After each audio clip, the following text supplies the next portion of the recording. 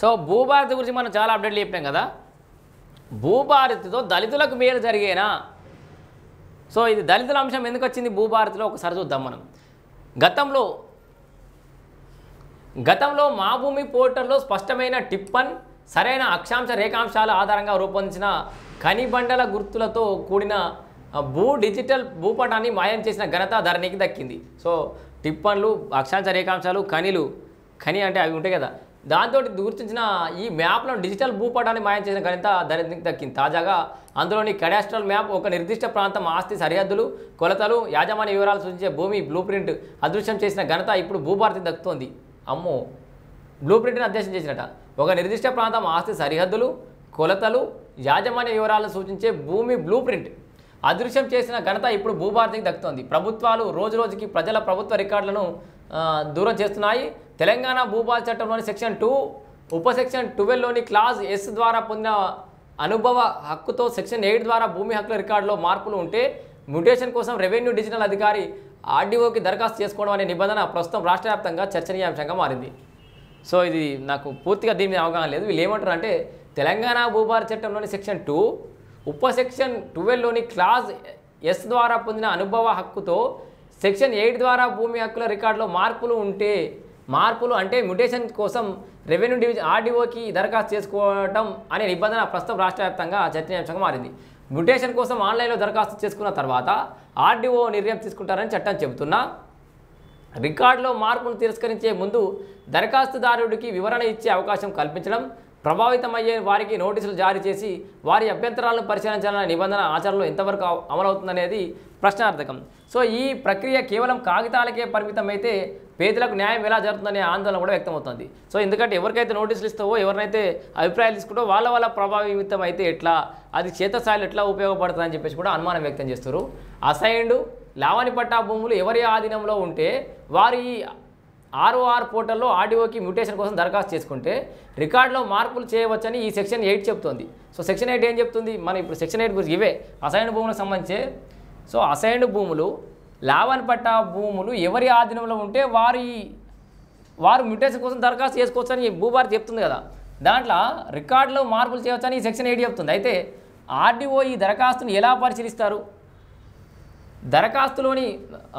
దరఖాస్తులను ఎలా పరిశీలిస్తారు? గతంలోని రక్షణలను పరిగణలోకి తీసుకుంటారా లేదా అనేది ప్రశ్నార్థకం.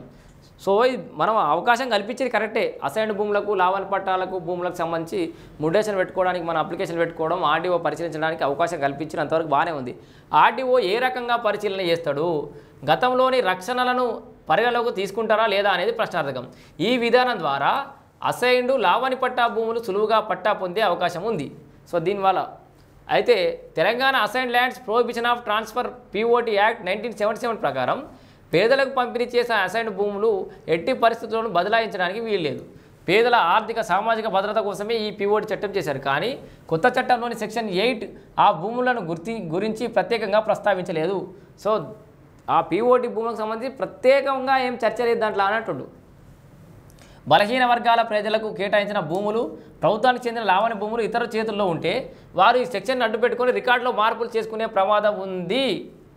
సో అర్థమైంది కదా. పేదల కోసం ఇచ్చినటువంటి భూములు ఆ పేదల పేరిటనే ఉండాలి. వాళ్ళకు మార్పులు చేర్పులు చేసుకోవడానికి అవకాశం ఉంటే వాళ్ళలాగానే మిగతా వాళ్ళు ఎవరైతే ఈ అక్రమంగా ఈ భూములో పొందిరో వాళ్ళు ఈ POT దీనికోసం ఆర్జీలు పెట్టుకొని ఈ రికార్డులలో మార్పులు చేర్పులు చేసుకునే అవకాశం ఆ ప్రమాదం ఉంది అని చెప్పేసి భయపడుతున్నట్టు. సో నిజంగా చాలామంది మన యూట్యూబ్ వీడియోలో కూడా చాలామంది కమెంట్ చేశారు. అసైన్డ్ భూములు ఉంటే అదృష్టమే, అసైన్డ్ భూములకు పట్టాలు ఇస్తుందట ప్రభుత్వం అని చెప్పేసి మనం ఒక వీడియో చేసినాం. పొజిషన్లో ఉన్న వాళ్ళకి విచారణ చేసి పట్టాలు ఇస్తుందట ప్రభుత్వం అని చెప్పినాం. భూభారతిలో ఇట్లాంటి వెసులుబాటు ఉన్నాయని చెప్పినాం కదా. అయితే ఆ వెసులుబాటు కొంత ప్రమాదమయ్యే అవకాశం కూడా ఉందనేది ఈ వార్త యొక్క సారాంశం. సో ఎందుకంటే ఈ సెక్షన్లు అడ్డుపెట్టుకొని రికార్డులలో మార్పులు చేసుకునే ప్రమాదం ఉంది. నోటీసులు జారీ చేసినప్పటికీ చాలామంది పేద ప్రజలు తమకు హక్కుల గురించి సరైన అవగాహన ఉండకపోవచ్చని, లేదా అభ్యంతరాలు తెలిపేందుకు అవసరమైన వనరు లేకపోవచ్చు. సో వాళ్ళకి నిజంగా సో భూభారతి చట్టంలోని సెక్షన్ 2 ఉప సెక్షన్ 12లోని క్లాజ్ S ఆసరాగా చేసుకుని భూస్వాములు, ఇతర బడా వ్యక్తులు అసైన్డ్, లావణి పట్టా ప్రభుత్వ భూములను తమ పేరు మీదకు మార్చుకునే అవకాశం లేకపోలేదు. సో అందరూ అనుమానం వ్యక్తం చేస్తున్నట్టుగానే ఈ సెక్షన్లను ఆసరాగా చేసుకొని వాళ్ళే పొజిషన్లో ఉంటారు కాబట్టి వాళ్ళు ఆల్రెడీ భూమిని తీసుకొని ఉంటారు కాబట్టి వీళ్ళు మ్యుటేషన్కు దానికి పెట్టుకొని దరఖాస్తు పెట్టుకొని ఎంక్వైరీ చేయించుకొని వాళ్ళ పేరు మీద భూములు పొందే అవకాశం అయితే ఉండే ప్రమాదం ఉంది అని చెప్పేసి కూడా వీళ్ళు వాదిస్తున్నారు. ప్రభుత్వం కేవలం అభ్యంతరం తెలిపే అవకాశం ఇస్తామని చెబుతున్నప్పటికీ నిరక్షరాస్యులైన బలహీన వర్గాల ప్రజలు తమ భూములను హక్కుల కోసం ఎలా పోరాడగలరనే ప్రశ్నలు ఉత్పన్నమవుతున్నాయి. సో ఇక్కడ ప్రభుత్వం ఏం చెప్తుందంటే అట్లాంటి అవకాశం లేదు. ఒకవేళ ఇప్పుడు రమేష్ అనేటువంటి పేరు మీద ఉంటే రాజు అనేటువంటి చేయించుకునే ప్రయత్నం చేస్తే అభ్యంతరాలు చెప్పుకోవడానికి అవకాశం ఉంది అని చెప్పేసి ప్రభుత్వం చెప్తుంది. ఓకే, కానీ ఆ రాజు అనేటానికి అవగాహన లేకపోతే ఈ భూభారతి చట్టాల మీదనో ఇంకేదో జరుగుతుందని దాన్ని పోరాడే శక్తి లేకపోతే అవగాహన లేకపోతే ఎలా అనేది దీని యొక్క సారాంశం. సో పోరాడగలనే ప్రశ్నలు ఉత్పన్నమవుతున్నాయి. చట్టంలోని చిక్కులు నోటీసుల ప్రాముఖ్యత గురించి వారికి ఎంతవరకు అవగాహన ఉంటుందనేది ప్రశ్నార్థకంగా మారింది. దీనివల్ల అసైన్డ్ భూములు తరతరాలుగా సాగు చేసుకుంటున్న లావణి పట్టా భూములు అన్యాక్రాంతం అయ్యే ప్రమాదం ఉందని న్యాయ నిపుణులు హెచ్చరిస్తున్నారు. సో మరి దానికి ఏం చేయొచ్చు? భూభారతి చట్టంలోని సెక్షన్ 8 పేదల భూములను పరిరక్షించాలనే ప్రభుత్వ చిత్తశుద్ధి ప్రశ్నార్థకంగా చేస్తోంది. అసైన్డ్ భూముల విషయంలో ప్రత్యేక నిబంధనలు ఎందుకు చేర్చలేదు అనేది ప్రధానంగా వినిపిస్తున్న వాదన. సో ప్రత్యేకమైన నిబంధనలు చేర్చాల్సి ఉండే అంటారు. మరి ఏంటో 1977 నాటి అసైన్డ్ ల్యాండ్ చట్టంలోని నిబంధనలకు విరుద్ధంగా ఎటువంటి మార్పులు జరిగినా వాటిని తిరస్కరించేలా స్పష్టమైన ఆదేశాలు జారీ చేయకపోవడం అనేక అనుమానాలకు తావిస్తుంది. వీళ్ళు ఏం చేసేది ఉండట అంటే 1977 నాటి అసైన్డ్ చట్టంలోని నిబంధనలు ఏవైతే ఉన్నాయో అవిట్లను ఏం చేసినా దానికి విరుద్ధంగా ఏం చేసినా కూడా తిరస్కరించే విధంగా స్పష్టమైన ఆదేశాలు లేవంటారు. ఓకే, అసైన్డ్ ప్రభుత్వ భూములకు ప్రత్యేక రక్షణ కల్పించిన నిబంధనలు చేర్చాలని, చట్టంలోని నిబంధనలకు విరుద్ధంగా జరిగే మ్యుటేషన్లను తిరస్కరించే అధికారం అధికారులకు ఉండాలని విశ్లేషకుల వాదన. సో ఏదైనా అట్లా వస్తే దాన్ని తిరస్కరించే అధికారం కూడా అధికారులకు ఉండాలని చెప్పేసి వీళ్ళ యొక్క వాదన. సో వాస్తవానికి భూభారతి పైలట్ ప్రాజెక్ట్గా నడుస్తుంది. ఇట్లాంటి నిపుణులు ఇట్లాంటి విశ్లేషకుల అభిప్రాయాలు మార్పుల చేర్పులను ప్రజల నుంచి వస్తున్నటువంటి వాదనల మేరకు వాళ్ళ అభిప్రాయాల మేరకు కూడా మార్పులు చేర్పులు చేయడానికి ప్రభుత్వం సంసిద్ధంగా ఉండమని చెప్పింది. సో ఈ అసైన్డ్ భూములకు సంబంధించి కూడా మన ఛానల్ వేదికగా కూడా చాలామంది అడుగుతారు, అన్న అసైన్డ్ భూములకి పట్టాలు ఇస్తారా, లావణి భూములకు పట్టాలు ఇస్తారని అంటేనేమో అయ్యో వాడు ఎవడు కబ్జా చేసుకునేవానికి అయిపోతా అని చెప్పేసి చాలామంది అనుమానపడతారు. ఇట్లా ఈ అనుమానాలని నివృత్తి చేసే విధంగా ప్రభుత్వం ఈ అసైన్డ్ అండ్ లావణి పట్టా భూములకు ఎట్లయితే వీటికి సంబంధించిన నిబంధనలను కఠినతరం చేయాలి, పక్కాగా ప్రత్యేకమైన నిబంధనలు చేర్చాలని చెప్పేసి కూడా నిపుణులు చెప్తారు. సెక్షన్ 8 అమల్లోకి వస్తే పీఓడి చట్ట స్ఫూర్తి దెబ్బతింటుంది. అంతేకాకుండా రాజ్యాంగంలోని ఆదేశిక సూత్రాలు కూడా దీని విరుద్ధంగా మారే అవకాశం ఉంది.